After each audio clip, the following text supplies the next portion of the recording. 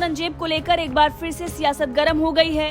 औरंगजेब की मजार पर जाने के बाद ओवैसी बंधुओं को देवेंद्र फडणवीस ने फटकार लगाई थी और एक बार फिर से राष्ट्रवादी कांग्रेस पार्टी के नेता अजीत पवार ने एक ऐसा बयान दे दिया है जिसके बाद तहलका मच गया है। दरअसल धर्मवीर छत्रपति संभाजी महाराज को लेकर जिस प्रकार की टिप्पणी अजीत पवार की तरफ से की गई है, उसके बाद पूरे महाराष्ट्र में विरोध प्रदर्शन हो रहे हैं। जगह जगह पर विरोध मार्च निकाला जा रहा है और इसके साथ ही अजीत पवार का पुतला भी फूंका जा रहा है।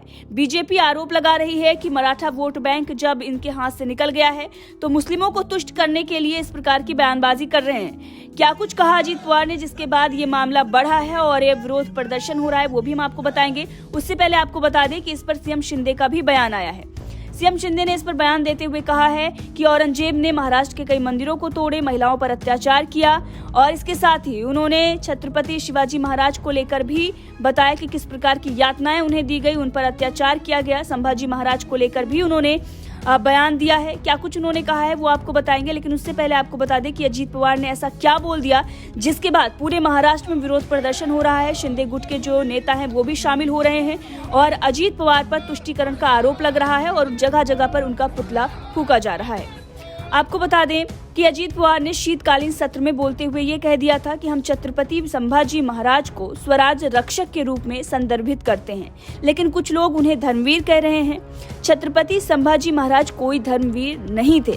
अब इसी बयान के बाद ये पूरा मामला बढ़ा है और अजीत पवार पर बीजेपी तो हमलावर हुई है, शिंदे भी इस पर हमलावर हो गए हैं और उन्होंने कहा है कि उन्हें माफी मांगनी चाहिए और जिस कानून की वो बात कर रहे थे कि महापुरुषों पर अगर कोई भी टिप्पणी करता है तो उस पर कानून बनना चाहिए और उन्हें सजा मिलनी चाहिए, वो उन पर भी लागू होता है। सुनिए क्या कुछ कहा सीएम शिंदे ने। प्यार प्रेम जताना ये कहाँ का राष्ट्र प्रेम है, कहाँ का देश प्रेम है। इससे उनकी वृत्ति जो है लोगों के सामने आई है और निश्चित रूप से ये राज्य की जनता उन्हें माफ नहीं करेगी। Thank you sir. छोड़ा नहीं और स्वराज्य की जो बात है उससे कोई तड़जोड़ नहीं की, ये कैसे भूल सकते हम। और इसलिए जो अजीत दादा पवार इन्होंने जो वक्तव्य किया है वो निंदनीय है। उन्होंने मांग की थी राष्ट्र पुरुषों का संतों का अपमान करने वालों ने माफ़ी मांगनी चाहिए, तो ये उन्हें भी लागू होता है, उन्होंने भी माफ़ी मांगनी चाहिए।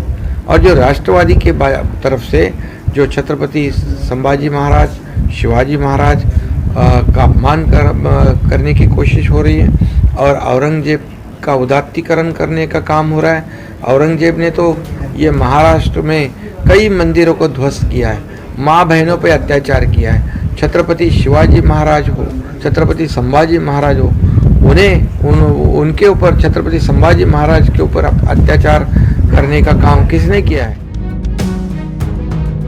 तो आपने सुना महाराष्ट्र के मुख्यमंत्री एकनाथ शिंदे को, उन्होंने अजीत पवार पर हमला बोला और इसके साथ ही उन्होंने छत्रपति शिवाजी महाराज को लेकर जिस प्रकार की टिप्पणी की गई थी उस पर भी उन्होंने कटाक्ष किया और कहा कि उन पर भी कार्रवाई होनी चाहिए।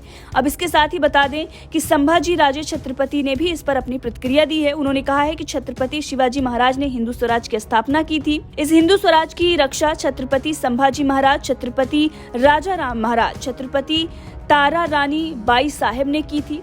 अब ये निश्चित है कि छत्रपति संभाजी महाराज स्वराज के रक्षक थे। साथ ही ये भी बात कोई इनकार नहीं कर सकता कि छत्रपति संभाजी महाराज ने भी धर्म की रक्षा की थी, इसीलिए उन्हें धर्मवीर कहा जा रहा है। अब इसी को लेकर जब अजीत पवार का बयान आया कि वो धर्मवीर नहीं थे, उसके बाद से ही मराठी जो हैं वो भड़के हुए हैं। पूरे महाराष्ट्र में आप देख सकते हैं, तस्वीरें सामने हैं कि किस तरीके का विरोध प्रदर्शन हो रहा है। अजीत पवार का पुतला जगह जगह पर जलाया जा रहा है और तुष्टीकरण की राजनीति करने का भी आरोप अजीत पवार पर लगाया जा रहा है। वहीं आपको बता दें कि कई ऐसे नेता हैं राष्ट्रवादी कांग्रेस के और बाकी जो पार्टियां हैं उनके वो अजीत पवार के समर्थन में आ रहे हैं। लेकिन इस पर अब देवेंद्र फडणवीस और बाकी जो नेता हैं क्या कुछ कहते हैं वो भी देखना दिलचस्प होगा। लेकिन उद्धव ठाकरे और आदित्य ठाकरे की और संजय राउत की इस पर क्या प्रतिक्रिया रहती है ये भी देखना काफी दिलचस्प होगा, क्योंकि अभी तक उनके तरफ से कोई भी बयान नहीं आया है। राम कदम ने इस पर आदित्य ठाकरे और इसके साथ ही उद्धव ठाकरे और संजय राउत से प्रतिक्रिया मांगी है। उन्होंने इस पर बयान जारी किया है, लेकिन अभी तक जो उद्धव ठाकरे की सेना है उसके तरफ से कोई बयानबाजी नहीं आई है। लेकिन बीजेपी शिंदे गुट ने पूरे महाराष्ट्र में इसको लेकर विरोध प्रदर्शन किया है और मार्च निकाला है। बहरहाल इस खबर को लेकर आपका क्या कुछ कहना है कमेंट करके जरूर बताइएगा।